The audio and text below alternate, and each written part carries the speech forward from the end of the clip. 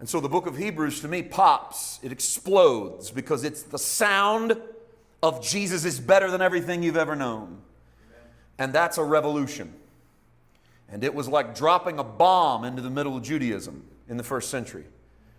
Not to harm physical people, but to release people from the bondages of religion and the formulas and the things that they had had.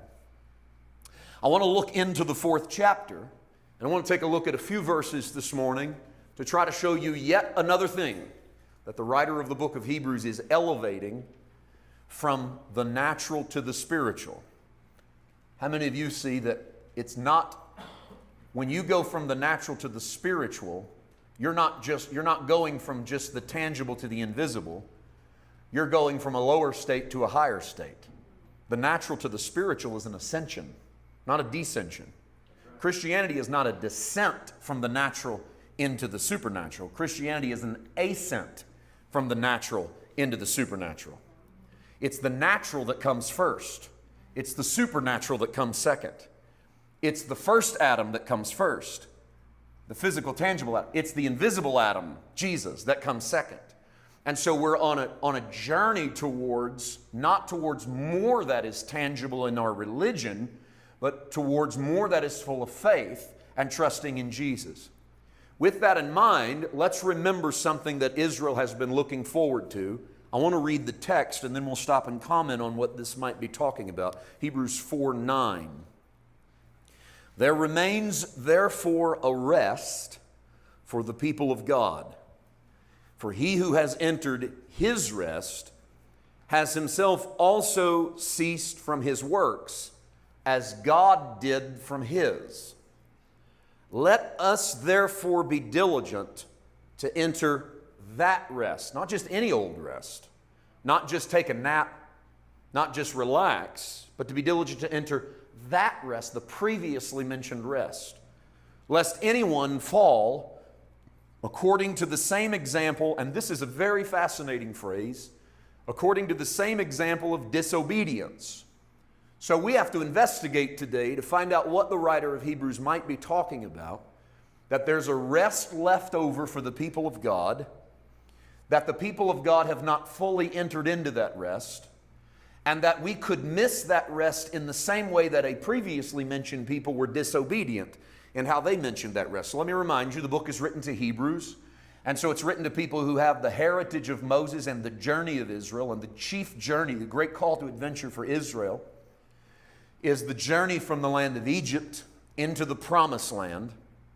And what motivates Israel as they come up out of Egypt to go into the land of promise is literally that last word, promise.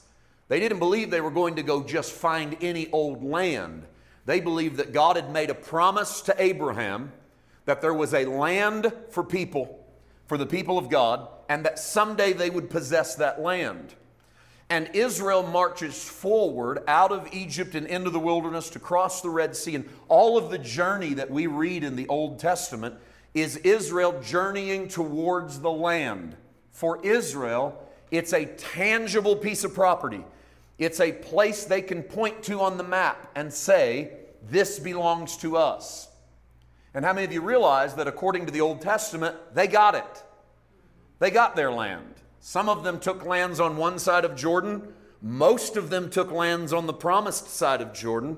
But they got their land.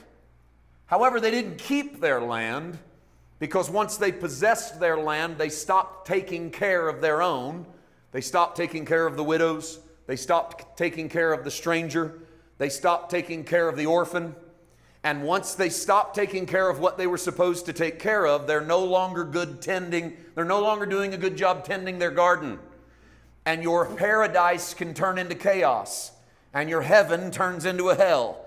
Because people are disenfranchised and pushed out that they don't think belong, and abandoned and not taken care of. And when that happens, God swoops in as He promised He would and says, if you don't treat those in the land with respect and dignity and provide for them, the land will no longer be yours. And so Israel was scattered. When Jesus comes along, Israel is scattered all over what was known as the Roman Empire. They don't own a single piece of property. In fact, the Romans own all of it. And Israel is dispersed all the way up into the New Testament. Peter writes, opens his little letter, 1 Peter, by saying, to the dispersion. What's that mean? He calls it to the diaspora.